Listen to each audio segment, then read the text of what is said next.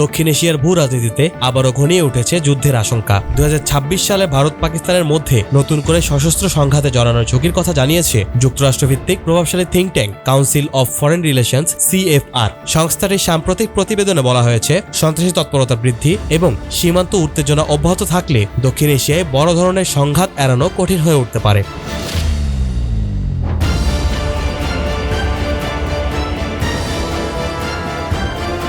রোববার প্রকাশিত এই প্রতিবেদনে মার্কিন পররাষ্ট্রনীতিবিদদের উপর পরিচালিত এক জরিপের ফল তুলে ধরা হয়েছে। সেখানে ভারত পাকিস্তান সীমান্ত পরিস্থিতিকে 2026 সালে সম্ভাব্য সবচেয়ে বিপজ্জনক সংঘাতগুলোর একটি হিসাবে চিহ্নিত করা হয়েছে।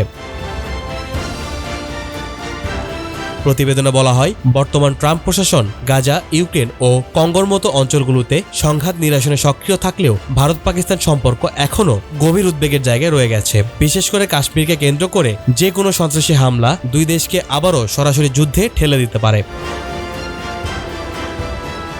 CFR আরও জানায়, 2025 সালের মে মাসে কাশ্মীরের পেহেলগামে ভয়াবহ সন্ত্রাসী হামলায় প্রাণ হারান অন্তত 26 জন। সেই ঘটনার পরে মাত্র 3 দিনের ব্যবধানে ভারত ও পাকিস্তান সামরিক সংঘাতে জড়িয়ে পড়ে। 6 মে রাতে ভারত অপারেশন সিন্দুর নামের অভিযানের মাধ্যমে পাকিস্তানের ভেতরে হামলা চালায় বলে দাবি করে দিল্লি। ভারতের বক্তব্য অনুযায়ী এই অভিযানে শতাধিক সন্ত্রাসী নিহত হয়। এর পাল্টা জবাবে পাকিস্তান 7 থেকে 10 মে পর্যন্ত ভারতের সামরিক ও বেসামরিক স্থাপনায় ড্রোন হামলা চালায়। পরিস্থিতি দ্রুত পূর্ণাঙ্গ যুদ্ধের রূপ নেওয়ার আশঙ্কা তৈরি হলেও যুক্তরাষ্ট্রের মধ্যস্থতায় শেষ পর্যন্ত উভয় দেশ যুদ্ধবিরতিতে পৌঁছায়। তবে বিশ্লেষকদের মতে এই যুদ্ধবিরতি স্থায়ী সমাধান নয়, বরং এটি এক ধরনের অস্থায়ী বিরতি। প্রতিবেদনটি আরও সতর্ক করেছে, পাকিস্তান ও আফগানিস্তানের মধ্যেও উত্তেজনা বাড়ছে। বিশেষ করে অক্টোবরে কাবুলে টিটিপি প্রধান নূর ওয়ালি মেহসুদকে লক্ষ্য করে পাকিস্তানের বিমান হামলার পর পরিস্থিতি আরও জটিল হয়ে ওঠে। এই প্রেক্ষাপটে CFR আশঙ্কা প্রকাশ করেছে, 2026 সালে শুধুমাত্র ভারত পাকিস্তান নয়, বরং পাকিস্তান আফগানিস্তান সীমান্তেও সীমিত সামরিক সংঘাত দেখা দিতে পারে।